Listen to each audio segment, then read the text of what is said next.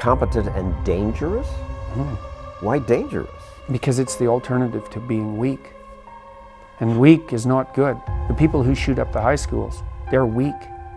They're weak. How is it good to be dangerous? Because it makes you formidable. And life is a very difficult process, and it's not you're not prepared for it unless you have the capacity to be dangerous. That doesn't mean that you should be cruel. It doesn't mean any of that. There's a statement in the New Testament, the meek shall inherit the earth. But the meek isn't well translated.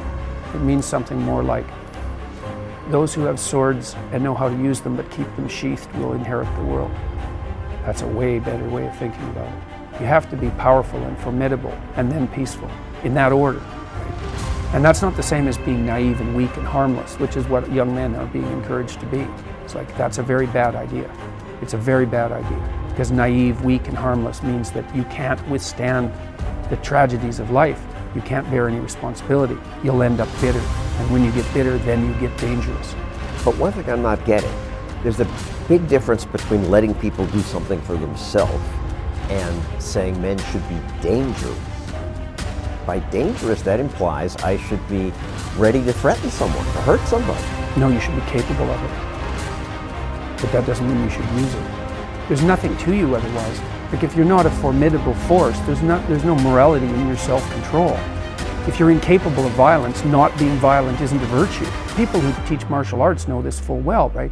If you learn a martial art, you learn to be dangerous, but simultaneously you learn to control it. Both of those come together. And the combination of that capacity for danger and the capacity for control is what brings about the virtue. Otherwise, you confuse weakness with moral virtue. I'm harmless, therefore I'm good. It's like, no, that isn't how it works. That isn't how it works at all. If you're harmless, you're just weak. And if you're weak, you're not going to be good. You can't be, because it takes strength to be good. It's very difficult to be good.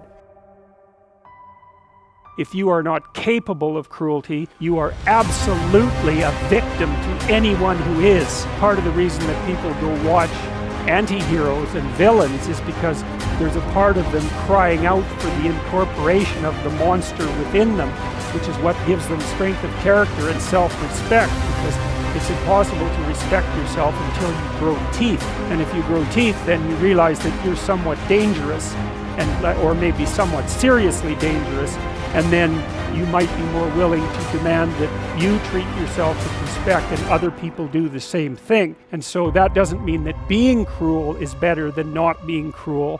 What it means is that being able to be cruel and then not being cruel is better than not being able to be cruel. Because in the first case, you're nothing but weak and naive. And in the second case, you're dangerous, but you have it under control.